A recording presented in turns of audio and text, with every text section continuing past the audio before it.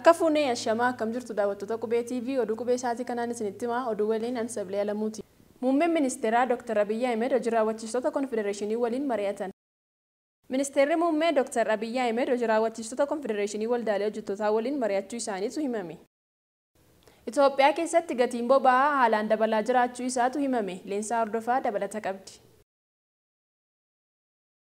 Itoophiyaa keessatti gatiin boba'aa haalaan dabalaa jiraachuu isaatu himame. Itoophiyaa keessatti ji'oottan muraasa as gatiin boba'aa daran dabalaa jira. Kanaaf sababni inni guddaan mootummaan deeggarsa gatii boba'aa dandamachiisuuf gochaa ture dhaabuu jalqabuu isaan wal qabateeti jedhama. Daballiin gatii boba'aa olaanaan qaala'insa biyyattii daran ni dabala yaadni jedhu jiraatus mootummaan gatii sirreessuu itti fufee jira. Ministeerri daldalaa fi tumsa naannoo sadarkaa idil addunyaatti gatiin boba'aa itti fufiinsaan dabaluu isaatiin wal qabatee deeggarsa boba'aaf kennamu itti fufsiisuuf akka hin dandeenye ibsuun sadarkaan deeggarsa kana kaasaa ture. Haala kanaan ji'oota 14 darban keessatti waxabajjii 29 bara 2014 akka lakkoofsa Itoophiyaa irraa eegalee hanga hagayya 23 bara 2015 akka lakkoofsa Itoophiyaatti boba'aan gaazaa adii fi keerosooniin dhibbantaa 55 isaa ol dabalee jira. Kaleessa hagayya 23 bara 2015 irraa eegalee gatiin gurgurtaa boba'aa beenzila liitira tokkoof qarshii 74 fi saantima 85, gaazaa adiin qarshii 76 fi saantima 34, akkasumas keerosiniin qarshii 76 fi saantima 34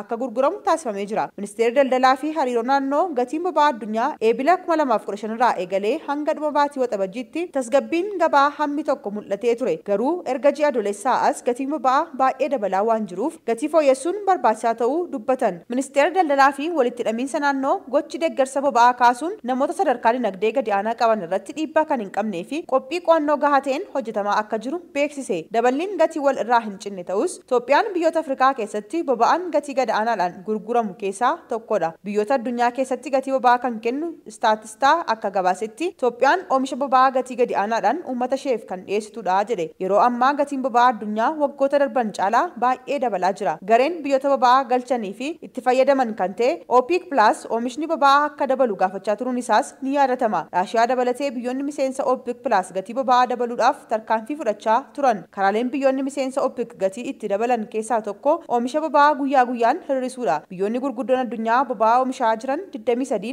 marii kuufama boba'aa hangam gabaa addunyaatti akka gurguramu murteessuu ni taasifama. OPEC+ dura yeroo OPEC bara 1960moota keessa hundeeffame galmi isaa gabaa boba'aa addunyaa tasgabbeessuu ture. Har'a boba'aa addunyaa keessaa dhibbantaan 30 biyyoota OPEC'n kan oomishamanidha. Saawudiin guyyaatti boba'aa baarmela miliyoona 10 ol kan oomishtu yoo taatu sadarkaa olaanaas qabattee jirti.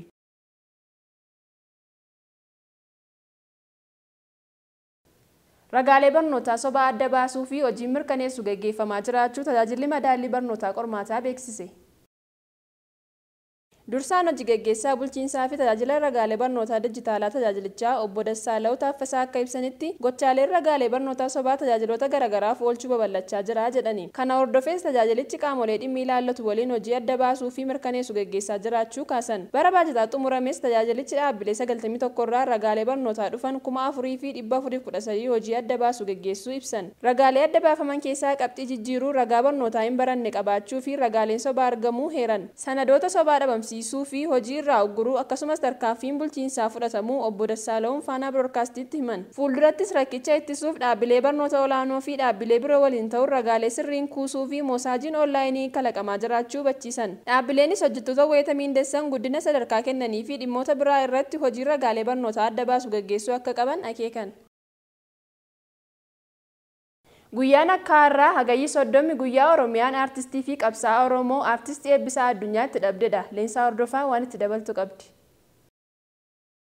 Guyyaan akka har'aa hagayyi 30 guyyaa Oromiyaan aartistii fi qabsaa'aa aartist Eebbisaa Addunyaa itti dhabedha. Aartistii fi qabsaa'aan Oromoo aartist Eebbisaa Addunyaa godina Qeellam Wallaggaatti dhalate. Barumsa isaa hanga kutaa 12ffaas achuma magaalaa Dambidollootti barachuun xumure. Qormaata biyyaalessaa kutaa 12ffaa darbuun akkuma barataa tokko yuunivarsiitii galee barachuuf qophii taasisaa ture. Bara 1991 akka lakkoofsa Awurooppaatti Eebbisaan ramaddii yuunivarsiitii eeggachaa osoo jiru ABO adda bilisa baasaa uummata Tigraay fi Addawaayin mootummaa Dargii kuffisan. ibsan. Yeroo kanatti magaalaa Eebbisaan keessa jiraatu Dambidollootti ABO'n buufata waraanaa guddaa dhaabe. Eebbisaanis quuqama uummata isaaf qaburraan kan ka'e qabsoo adda bilisummaa Oromootti makame. Artiist Eebbisaan uumamaan kennaa weellisuu waan qabuuf adda bilisummaa Oromoo keessatti hawwisoo ABO'tti makamuun wallee aadaa fi eenyummaa Oromoo mul'isanii fi qabsoo Oromoo tarkaanfachiisan weellisuu jalqabe. Kana qofaas miti. Eebbisaan dandeettii meeshaa muuziqaas waan qabuuf sanaan illee dhaaba isaa tajaajilaa akka ture seenaan isaa ni hima. Eebbisaan hawwisoo ABO waliin ta'uun bara 1991 fi bara 1992 akka lakkoofsa Awurooppaatti guutummaa Oromiyaa keessa naanna'ee sirboota isaa aadaa Oromoo mul'isan. Keessi isaanii garuu warraaqsaaf nama kakaasan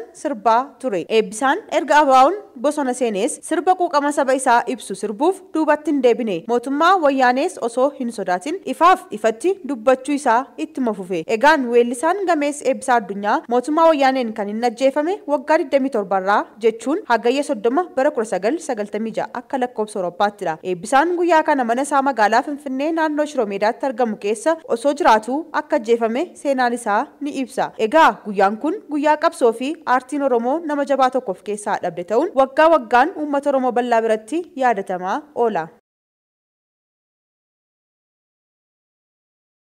Namoonni dhuunfaa lama laaptooppii hatame gatii gadi aanaan osoo gurguranii to'annoo jala oolfaman.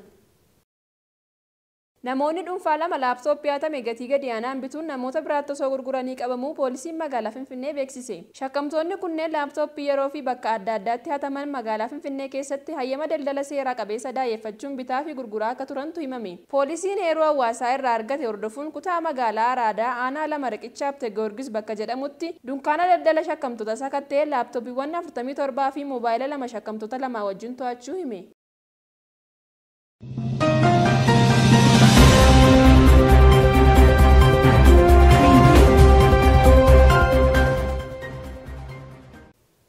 Daawwattoota keenya kan daawwachaa jirtan oduu qubeetii amma immoo gara oduu maddeen biyya alaa arganitti ceena. Humni waraanaa Gaaboon fonqolcha aangoo mootummaa geggeesse. Addisuu Muluu waan itti dabalu qaba. Gaaboon keessatti filannoo pirezidaantummaa biyyattiitti sanbata darbee gaggeeffame dhaaltuu aangoo abbaa isaanii kan ta'an pirezidaant Ali Boongootiin marsaa sadaffaaf walitti aansuun injifatamuu hordofee namoonni fi deeggartoonni sirna sanyiin aangoo dhaaluu biyyattii kana deeggaran osoo gammachuu isaanii magaalaa guddoo biyyattii Libreville keessatti kabajachaa jiranii dubbiin naasisaan tokko har'a ganama karaa dhaabbata televezyiinii biyyattii isaa mudate. Oduun naasisaa isaa mudate kunis loltoonni muraasni televezyiinii mootummaa biyyattii irratti ba'uun aangoo fudhachuu isaanii beeksisuu isaaniiti. Fonqolcha kanaaf wanti sababa guddaadha jedhamu filannoon gaggeeffame kun sirrii miti kan jedhudha. Paartileen mormitootaa biyyattii filannichi akka qabeessa miti yaa jedhan malee koomishiniin biyyattii akka pirezidaantii Ali Boongoon filannicha harka caalmaan injifataniif hordofe pirezidaantichi ibsaa koomishinii filannoo biyyattii sa'aatii muraasa dura filannoo kana injifachuu isaanii ibsuun hordoftoota isaaniif ergaa baga gammadanii dabarsanii turani.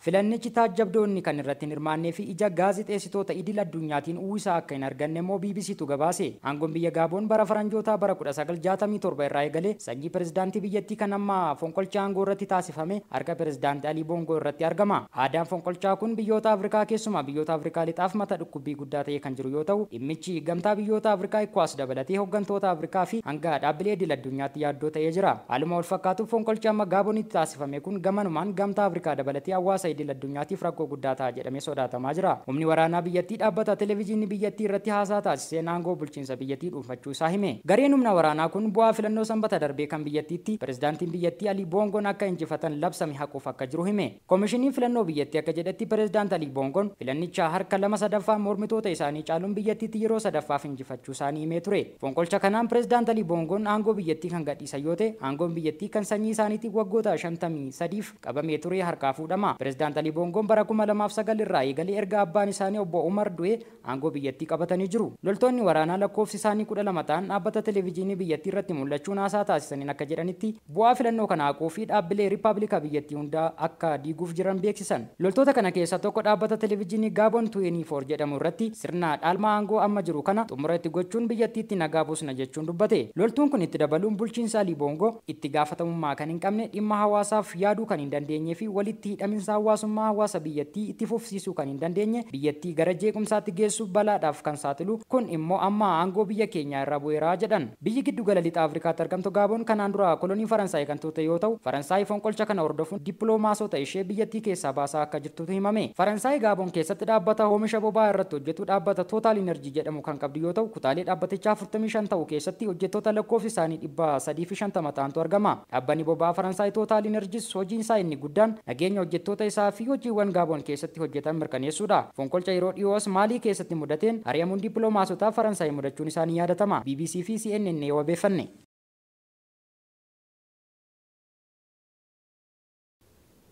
Yuukireen kutaawwan Raashiyaa 6 dirooniin aleelte beekanitti akka laakkataa nutti qindeessiti.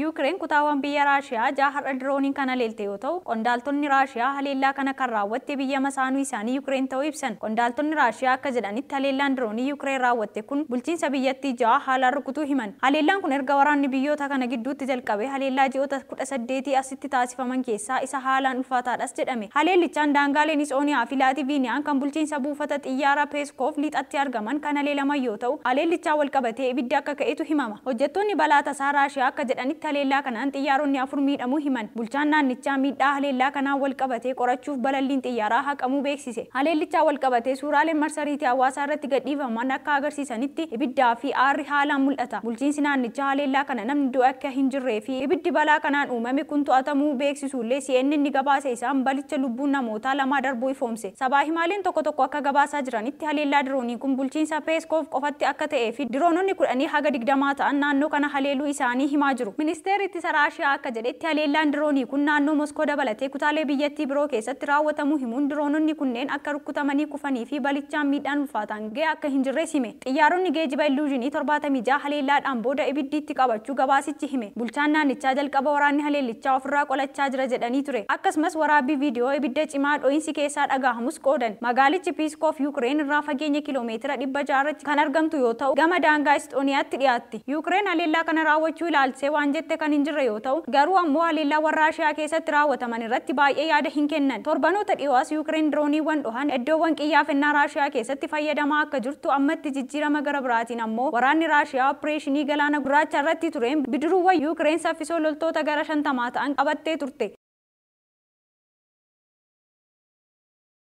Oduu ispoortiitiin immoo tapha Kaaraabaaw Kaap kaleessa galgala Fulaamii fi Tootenaam gidduutti geggeeffameen Fulaam injifate. Yeenus Bashir dabalata qaba.